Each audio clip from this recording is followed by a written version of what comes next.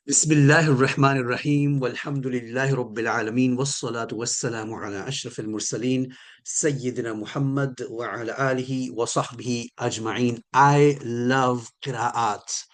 I fell in love with Qira'at, love at first sight, and the love keeps growing the more I learn about Qira'at. I do not know everything about Qira'at, but what I know is just has made me fall in love with the Qira'at.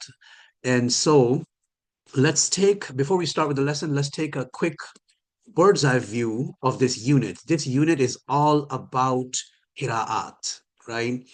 So what have we done so far?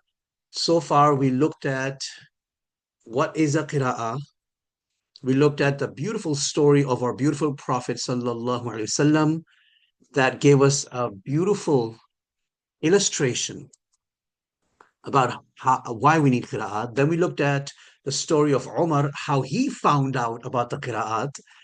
And then we looked at the story of Ubay and how he found out about the Qira'at. Then we took a quiz. Today we will look at 10 amazing wisdoms or benefits of Qira'at. Now, these benefits I got from our great polymath scholar, Imam al-Suyuti. When we're talking Quranic sciences, when we're talking Qira'at, we have to look at what al-Suyuti says, rahimahullah, one of the most important scholars in our history.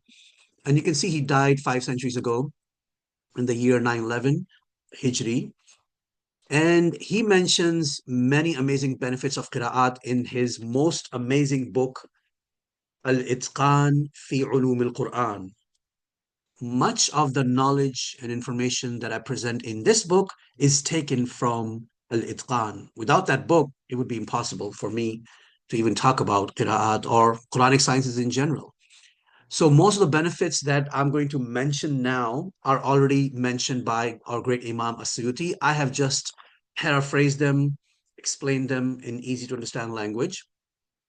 And then a few benefits that I thought of are on my own that I've also added here. So we're going to look at 10 amazing benefits of Qira'at in this lesson. First benefit, as you can guess, is facilitation, to make it easy, right? To make it easier for the Ummah to recite the Quran. And we will look at more on the phonetic, the tajweed, right? Tajweed is what I interpret or translate as phonetic and elocutionary. Elocution and phonetics. That's tajweed to me in general. And you can also add prosody. So we will look at that, inshallah, and better appreciate how the tajweed diversity of the qira'at makes it easier for Muslims to recite the Quran, for especially when certain sounds may be too hard. So it tends to make it easy. That's the first one, of course. The second benefit of qira'at is superiority. The qira'at make Quran superior to previous scriptures because we know that the previous scriptures, which are also beautiful and amazing because they're all speech of God, they're Torah, Zabur, Al-Injil, they did not come in qira'at. They all have one way to recite, and unfortunately it's lost, right? If you look at the Jews and Christians, the way they're reciting the Torah and Injil, it's lost. They don't know how it was originally recited. Whereas thanks to tajweed and thanks to the hard work of our ulama and thanks to Quranic sciences and thanks to qira'at and thanks to, so many other things, we know exactly how the Quran was recited by our beloved, beautiful Prophet sallallahu alaihi wasallam. So it makes Quran superior to other scriptures, which is great. This is another reason for us Muslims to be proud of, in a humble way, not in an arrogant way. Greater reward for greater learning and greater effort. When we read the Quran, because of the diversity of the readings, the reciter, let's make it qira'at here. The reciter is rewarded for his or her effort in learning the various angles of the four linguistic categories that are applicable to understanding the differences in qira'at. The linguistic categories are morphology, sarf, grammar, nahu, and balagha, eloquence, and tajweed. And we'll look at those inshallah in more details. So you get more reward. If you know more qira'at for a given verse, you get more reward. SubhanAllah, last night we're here in Dallas area, and we have this wonderful institute called Isra Institute, for those of you who are not from the North Dallas area. And the founder of the institute, Mufti Wasim, invited a scholar, Nu'man Hussein, who is an expert in 10 qira'at, 10 recitations. And he started reciting, he led the prayer, and he was reciting in different qira'at.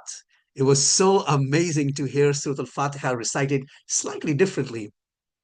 It's just a beautiful experience. You just have to experience it if you have not already experienced it. And I'm sure most of you have experienced some qira'at. All right, so that was number three. The next difference or next benefit is reward. The mujtahid, the scholar, gets more reward for extracting wisdoms. Why is it Malik in one qira'ah and Malik in another qira'ah? Why is it Maliki Yawmiddin in one qira'ah and Maliki Yawmiddin? What's the difference between Malik and Malik? We will look at that, inshallah. So when you study those differences, you extract wisdoms as a scholar, and you're able to extract rulings. Sometimes some of the qira'at help the fuqaha, the mujtahidun, the Islamic legal experts, to extract rulings, to clarify rulings, ahkam shar'iyah, and deeper meanings, as it requires deep contemplation, tafakkur, tadabbur, research, bahath, analysis, tahleel, and study. You have to study so many different sciences to truly appreciate the Quran, especially lots of Arabic sciences, right? The next benefit of Qira'at is that it makes the Quran impossible to replicate. There are many things that make the Quran impossible to replicate. The Quran has challenged humanity to come up with it, right? But no one can come up with it. And one of the reasons, out of many reasons, why it is impossible for the Quran to replicate is the Qira'at. Imagine if you wanted to replicate the Quran, you want to take up, somebody is a non-Muslim, they want to take up the challenge, they try to replicate the Quran using AI or Chat GPT, and it will sound ridiculous because they can't come up with the Qira'at, for one thing. And there are many, many other reasons. Qira'at is just one reason why the Quran is inimitable.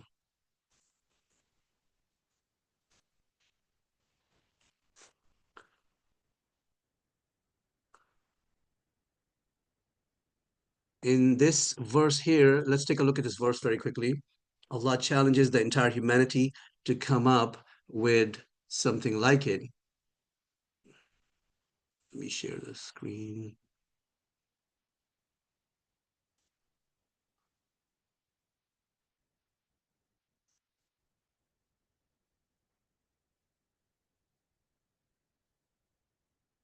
So you can see on your screen now this verse here. أعوذ بالله من الشيطان الرجيم. فَأْتُوا بِسُورَةٍ مِّن مِّثْلِهِ. Come up with one surah like it and call all your experts. وَادْعُوا شُهَدَاءَكُم مِّن دُونِ اللَّهِ other than Allah إِن كُنتُمْ صَادِقِينَ. Bring all your experts and let's see if you can beat or imitate the Quran. It also makes the Quran, its security is one of the reasons. The Quran is impossible to tamper, alter, or change in any way. Imagine an evil person tries to play games, he tries to tamper with the Quran, tries to change. He knows he cannot change an entire surah, so he'll try to change a verse, but that's difficult. So he might try to change a word, and in the word, all the harakat are accurately protected and preserved through the rules of Arabic grammar and morphology. When we study Arabic morphology, sarf, we pay attention to every single fatha, kasra, dhamma, sukoon, shadda in the verse, the hamzatul qat', hamzatul wasa, and we have formulas, right? So it's qira'at have variations in sarf, like malik and malik, like qutila and qatala. So if you try to mess with the Quran, mission impossible. Good luck. It's not going to work. The Qira'at is just one more reason why it's impossible. And then we have miraculous multiplicity in brevity. Al-Imam al-Suyuti mentions this. He says a single verse read in multiple ways is like having multiple verses. So when we say Maliki Yawmiddin, and that's the qira'ah of Asim al-Kisai, Yaqub and Khalaf, we will look at these great imams to whom the qira'at are attributed to. We'll look at the 10 canonical qira'at, inshallah, in the next lesson. And we'll also look at the 14. So Imam Nafi reads Malik, Nafi and Ibn Kathir and Ibn Amir and Abi Amr and Hamza and Abi Ja'far. These imams, they read Malik, whereas these imams read Malik. Now, of course, Malik Yawmiddin is the more popular one because Asim is the most popular qira'ah, rahimahullah, nowadays. The next most popular qira'ah is probably Nafi, Warsh, Warsh from Nafi. So the point is that when we say Malik, it means king. Sorry, Malik means owner. Malik means king. King implies authority. Malik implies ownership. So Allah is both owner and king. So the question is this two different verses? Yes, according to Imam Suyuti, Maliki Yawmiddin is one verse, Maliki Yawmiddin is another verse. So it's like two in one, it's packing in more for less. In one verse, it's miraculous multiplicity. So he argues that it's actually two different verses. The alif was intentionally deleted from the Uthmani codices. The Mus'haf that we have today, the written Quran that we have today, is what's called Uthmani codex. Uthmani codices, I have an entire chapter coming up. We will look into that. What exactly does that mean, Uthmani codices? But this is the written Quran in general, for short. For now, it's just written Quran, and then we'll look at more details, inshallah, as to what exactly Uthmani codices means. Why is it Uthman radiallahu anhu, who's attributed, whose name is associated with the Masahib? We'll look at the history of that. So for now, or in general, Uthmani codices simply means the written Quran as we have it today. Okay, they allow for variant readings. That's how it was engineered. It was designed to allow as many qira'at as possible. That's why the alif was intentionally deleted. When you look at the Mus'haf, you don't see the alif mentioned. What you see is this alif khanjariya, this dagger alif, or in Urdu they say khadi zabar. So that when you read it, you know it's Malik. But if you go to West Africa or places where they read Nafi, Warsh, right? They will not see that alif. So they will read it as Malik.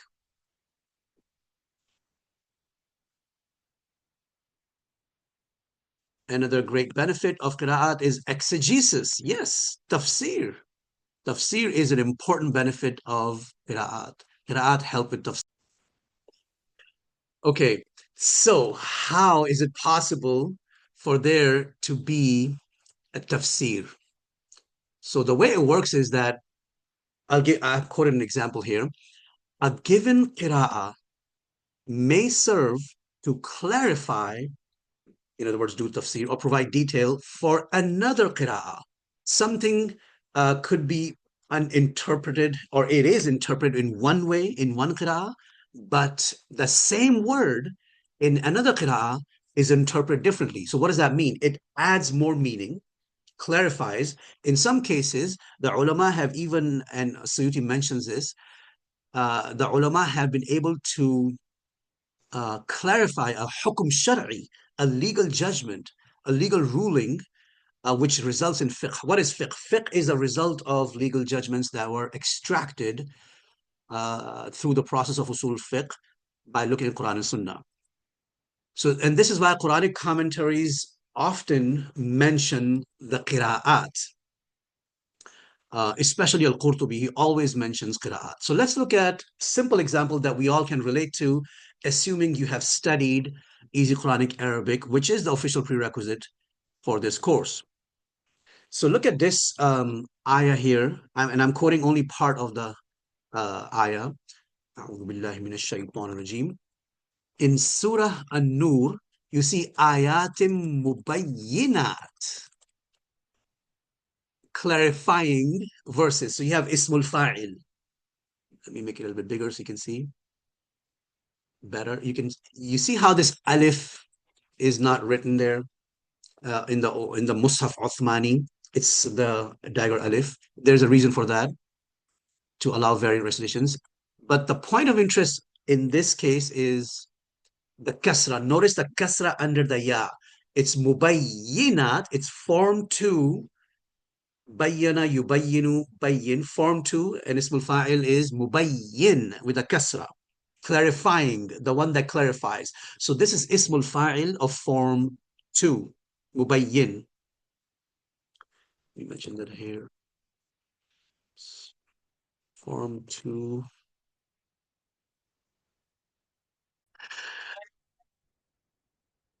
So this is form two, ismul fa'il. Bayyana, yubayyinu, bayyin. And if you have studied Quranic linguistics level 1, or you've studied sarf, you know the masdar is tabyin. And then ismul fa'il is mubayyin, and ismul maf'ul is mubayyan. So the difference between ismul fa'il and ismul maf'ul is very, very subtle. It's just a kasra changed to a fatha. So who reads mubayyinat? Ibn Amir and Hafs an Asim, which is the most popular qira'ah, which is the one that I always read in. And probably that's the qira'ah that most likely you are used to. Hamza, Al-Kisai, and Khalaf, all of these qurra, we will talk about them in an upcoming chapter, inshallah. Whereas mubayyanat are verses that are clarified. So this is amazing because the same verse is saying the verses are clarifying other things, but the verses themselves have been clarified. Ismul maf'ul. And that's Nafi', Shu'ba an Asim. So notice how Shu'ba and Asim, both are coming from Asim, Imam Asim. Hafs and Shu'ba both are coming from Imam Asim, right? But one of them is Ismul Fa'il and the other one is Ismul Maf'ul. And chances are you've probably heard this one because that's the most popular one in the world today. Possibly because it's probably the easier one because of the Hamza rules. And Ibn Kathir, Abi Amr, Abi Ja'far, Yaqub, Ibn Muhaysin, Al-Yazidi, Wal-Hasan, all of these are doing form two. So if you have memorized this, if you memorize the Quran this way, in the way of Hafs an Asim, and you go to West Africa, West Africa is basically where you have mostly Maliki madhab and Warsh. And you're in your prayer, and all of a sudden you hear mubayyana, you'll think, oh wait, did the Imam make a mistake? No, before you jump on the Imam and make a mistake, call him that he's making a mistake, you check the qira'at. So that was just one example of how qira'at introduced diversity. So one qira'ah of the same ayah is actually doing tafsir of another of the same ayah of a different qira'ah. This is just a very simple example. There's hundreds of examples like this in the Quran, and the mufassirun will most likely point it out.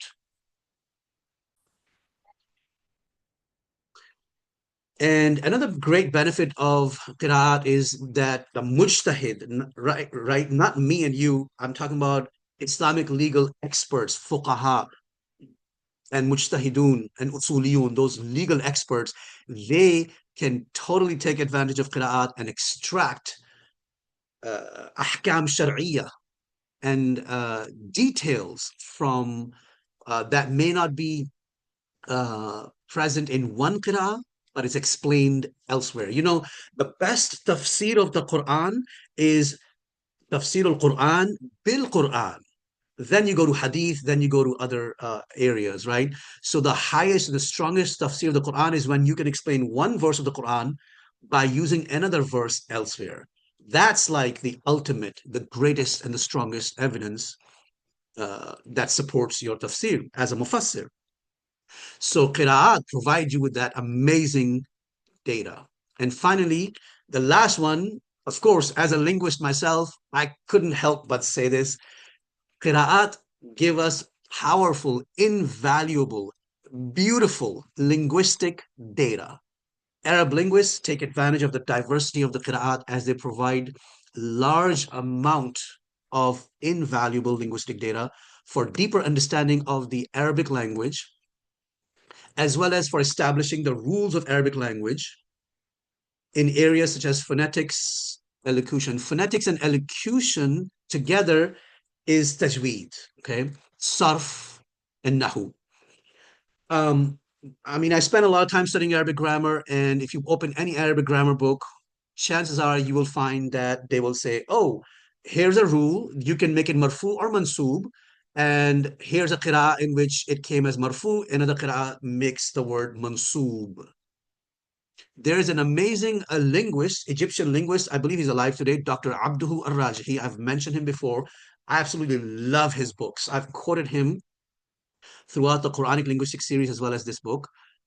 He actually provided a geographic map, a linguistic geographic map, where he pointed out where in the Arabian Peninsula, which part of the Arabian Peninsula, the tribes were using form two, whereas another part, let's say the western part, Hijazi part, was using form three, because sometimes form two and form three have almost identical meanings. Likewise, form two and form four.